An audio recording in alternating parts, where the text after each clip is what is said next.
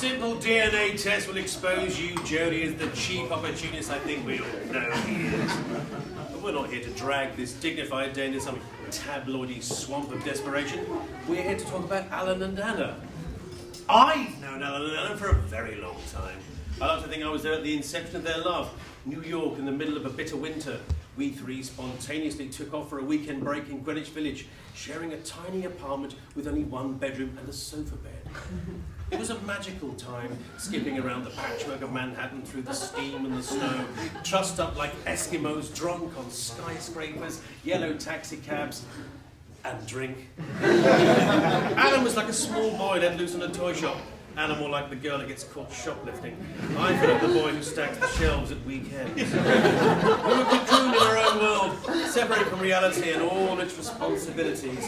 But despite our recklessness, Alan and Anna's generosity was Christ-like. On the first night, they gave me the bed, while Alan and Anna shared the discomfort of the living room. On the second night, I got the bed again. Come the third evening, and we're exhausted after another day of frolics on Manhattan Island. So before we go to bed, out for dinner, I got that wrong, we decide to have an afternoon nap. And once more, I am offered the bed. I snuggled down for a restorative 40 winks that should have me ready for another night on the tiles. What followed was a slumber that seemed to abandon time. I was folded into sleep like a soporific souffle, percolating lullabies in the oven of dreams.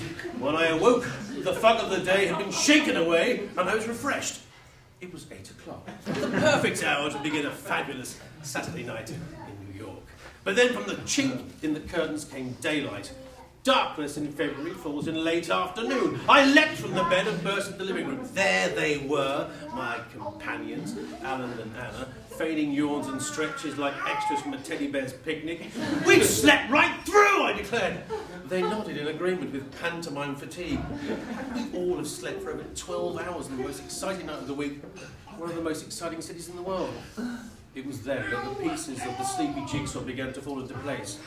Discarded underwear, champagne corks, handcuffs, a leather blacksmith's apron, a terrified cat cowering in the corner, and an empty packet of Rohypnol. Often known as the daybreak drug, Rohypnol was a powerful sedative. It can plunge even the most insomniac granny into catatonia, apparently. And there at the bottom of the glass of what had become my nightcap was the powdery residue of a Manhattan Mickey Finn.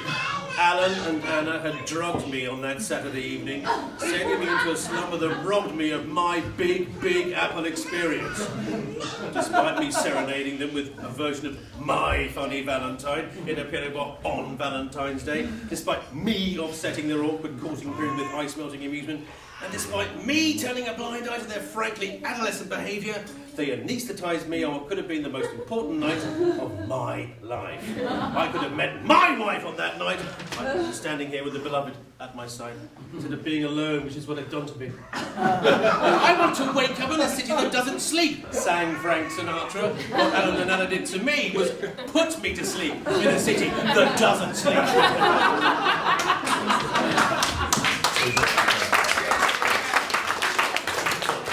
After returning home, their affection for each other grew, and soon the New York experience became a blissful memory, one that has secured their future together.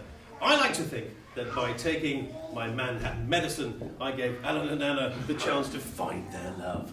By tranquilizing the elephant in the room, they found the space they needed to let their relationship breathe. But then again, it's not about me, is it?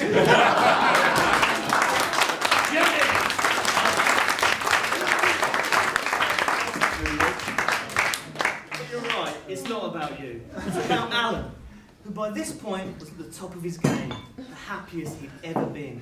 He'd found the love of his life. No, it's a bit vain to describe myself like that. He also met Anna, had 2 beautiful children with her, and a few with women who weren't Anna, and who will remain completely unnamed today. Yes, life was truly sweet. But as the more bitter and cynical of individuals among us know, nothing really lasts forever. Apart from this marriage, guys. And so just when it seemed like it couldn't go wrong, it went wrong, didn't it? Yes, friends, colleagues, and occasional lovers.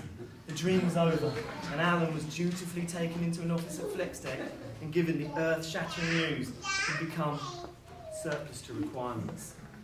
Which might well have been karma at play, because he'd used exactly the same phrase my mum. And, well, she's never been the same, poor woman. But was it the inappropriate touching, the drinking at work, the paternity leave for 16 children? We'll never really know. That's not actually true, because I asked the lady from HR at my job interview to replace Alan, and she used the words incompetent and drunk quite a lot, and that was just like an opening gambit. So. I was sat there with that HR woman, and I got to thinking about all the time Alan and I had spent together over the years, the wonderful adventures, the inappropriate touching, the drinking at work. And I stopped the interview right there, and I told the HR woman, I'm sorry, I can't do this. I can't do that to the big guy.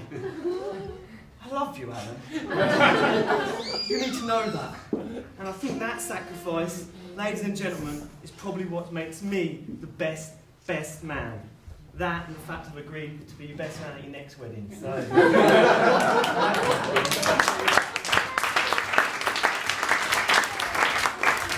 Grateful indeed. Just be grateful that he stopped talking. And as for sacrifice, between us, only I understand what it is to stand aside. I think there are some people here today who know what I'm talking about, that perhaps it should have been me standing at the altar today. But I won't dwell on what could have been. I see myself, after all, as a survivor. Truth be told, there is no best man. Only this moment. A moment where we celebrate two people and how they found love. But when we stand to clash our glasses together, we're not just toasting the bride and groom, we're confirming our strengths as people with the capacity to love. Alone, we are adrift, but in love, we can solve anything. And if you're lucky enough to call Alan and Anna your friends, then you've already found love. The business of measuring what a piece of work is a man can be settled in the reflection of your friendship. To know these two people is to know a deep and profound happiness. To know you've arrived in a place where aspirations are meaningless because you're already there. One night in Berlin some years ago, Alan and I were drinking in a bar in what would have been the Eastern Bloc, and I was getting all maudlin and soppy, racketing on about how my career hadn't really gone in the direction I wanted it to, that the success I'd created as a young man had kind of evaded me. And then Alan turned to me, one of his many moments of wisdom, his own particular brand of tipsy clarity, and he told me that I already was a success, that to be who we are is our shared triumph. Our achievements are at their best when they constitute our identities. Didn't work out, I'm still a self-loathing mate, depressing. But he's a wonderful man and they're a wonderful couple. Yes.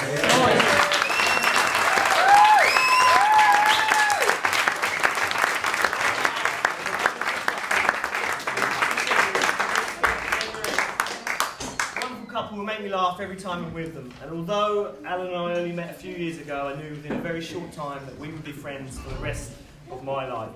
Or his at least. Much older really.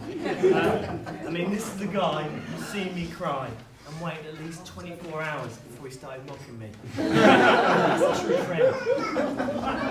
And Alan and Anna are a couple I think we all know, just a lot of fun to be around. They welcome Grant, Jasmine and I into their lives and family, something that we really have to say how much we appreciate and love being a part of. I mean, pretty much no one else I know would trust me to look after their children. Mainly because of the court order, but they still did. I'm not sure that makes them good or bad parents, but I just want to say how honoured I am, and I'm sure Grant is, that they asked us to be involved in today. Yeah, we're friends now. You're very right, Grant. They are a wonderful couple, wonderful parents and wonderful friends. And I think we all know they will be very happy together for many, many years to come. It's official! It's a coalition! Ladies and gentlemen, put your glasses in the air, charge them like they're guns, and toast the bride and groom! The bride and groom!